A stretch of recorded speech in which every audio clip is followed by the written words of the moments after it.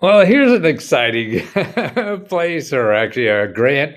Well, actually, it's not a grant; it's a loan, but it's a forgivable loan. I mean, who in the world could give you a forgivable loan unless the government? See, if you go get a loan from a bank or anybody else, man, they want their goddamn money back, right? The government has forgivable loans, and this is down in Texas, where they're giving up to $50,000 for a home-based business. You can have a business at home and get $50,000 because the COVID hurt your business, and it's forgivable.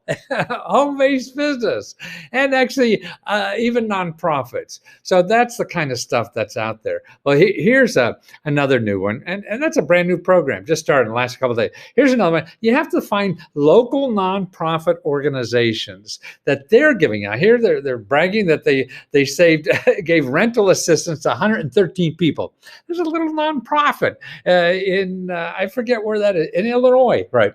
So it's somewhere in Illinois. Oh, Springfield, Illinois. No, that's the capital, isn't it? So that's why you just can't call SBA and think you got everything of your business. So and this is for individuals, not for a business. So these are all new programs that actually through Google Alerts, and I've told you how to do that. Okay, here Pennsylvania has a rental assistance program that is has 150, and it's actually for mortgages and rentals. They have $150 million, but they only gave out $90 million. Not enough people applied. How do you like those bananas? Man, isn't that terrible? And so it's still around.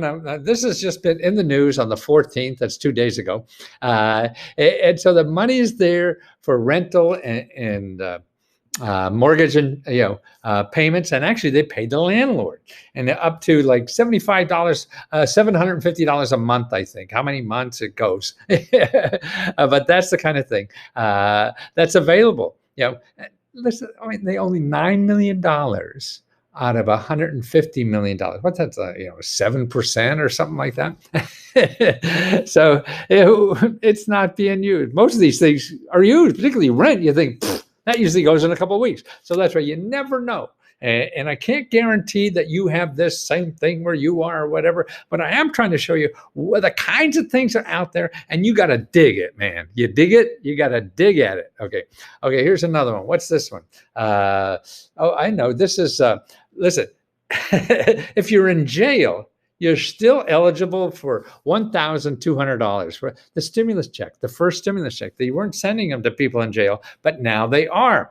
So if you know somebody in jail, you have a family member in jail, okay, make sure they get that.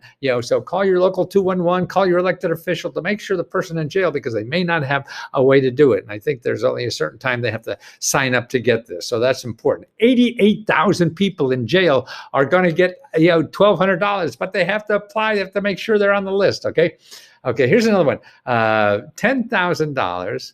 Where is this? Okay, $10,000 in grants and loans, and this is a city in California, and it's another CARES Act relief fund, and they're using it from the it's called the Community Development Block Grant. That's where a lot of this money goes as a block grant. And then goes to this county, the city, or whatever, and they decide how they want to send it out, because maybe this city needs more rent money, this city needs more job training or whatever. So this is how they send out money. That's why you have to fill out your census form so you get all this block grant money. That's how they give the block grant money. How many people live there? So if you're not filling out a census form, they don't think you're there, and you're not going to get a good enough share of that block grant money that goes out. See, that's why it's an average. Filling out the census form, your city gets an average of like $18,000 from the government every year. So you're going to shrink that if you don't fill out the census form. And see, when your local government gets the money, then it goes to you. It goes to you for your business. It goes to you to pay rent. It goes to you to do stuff. That's what it's for. Yeah, sure. Some goes in the pockets of somebody else, but that's another thing, right? Okay, so what is it? St. Cloud. Okay, St. Cloud. This is a business grant. They have $5,000, and $10,000. And also, don't forget, all these COVID grants for business also normally always will include nonprofit organizations. You're like a business, you just don't make a profit, right? You're not allowed to. It's against the law. But you're still employing people. That's why what these grants are for, money, is really to employ people. And that's why we encourage people starting businesses, growing businesses. That's why there's so many programs allowed. Now, if you're a member, Let's Go Help, I have a report for every state. Just tell me your state, go and start a new discussion on Let's Go Help. And I'll give you a whole list of all the offices in your state to check what's available. Okay. We don't know. Nobody knows. Illinois, here. This is Illinois. I guess I've been reading the news a lot, has a lot of civil unrest. So if your business was affected, like you lost business because they're rioting in the streets. I missed this one. I'm so busy. I missed this news. But they have money. Okay. They have money to give to businesses that were hurt. Like that. And so, but you have to know your bank's not going to give you money. They'll give you money. And that is in Illinois, but it's also for nonprofits too. Yeah, I think it's a whole state. Oh, now speaking of SBA, what to remember is that the emergency money, that was the EIDL, that is still available, but not the grant part. Now, the Paycheck Protection Program is not available anymore. They're going to get more money for that.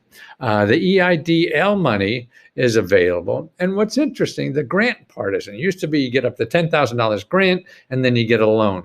But I think you should still consider, if you're a business, applying for this, because look, the interest rate is 3.75%.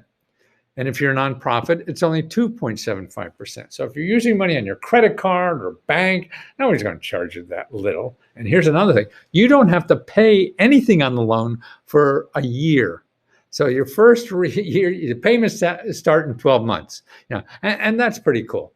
And you could get, probably up to $1 million or 700,000. But even if you need just 5,000, 10,000 or whatever, man, paying 3.7% or 2.7% if you're a nonprofit is a lot better than 7,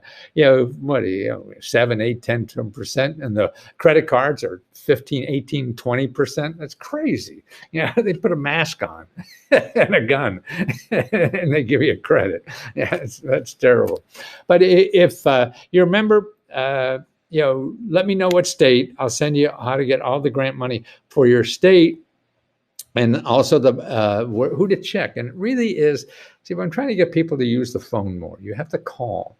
And actually, if you're not a member and you're watching this on YouTube or somewhere else, I'll put a link there that you could download a report, shows you how to set up news alerts. So you get things like this as soon as they happen every day. Every day you get this.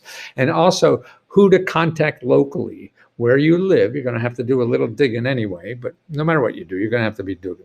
Remember, and I just did this video, I think this morning or something like that, or put it up this morning about how, the most important thing about looking for this kind of money or help or whatever, it's going to take work. Probably more than you thought, because everybody's selling you information. Oh, it's going to be easy. Just make one phone call, boy, and you get a check. And Ed McMahon comes to your door driving the van and a big check. No, that's bullshit. It happens to somebody, sure. But the most important thing you have to remember in applying for this, that it's going to take effort on your part. And you have to contact the offices. That's how you figure out where this stuff is. So that's why when you get my report about your state or whether, you contact them. Hey, what programs do you have? Because some of them be listed, some won't be listed. It's just too complicated.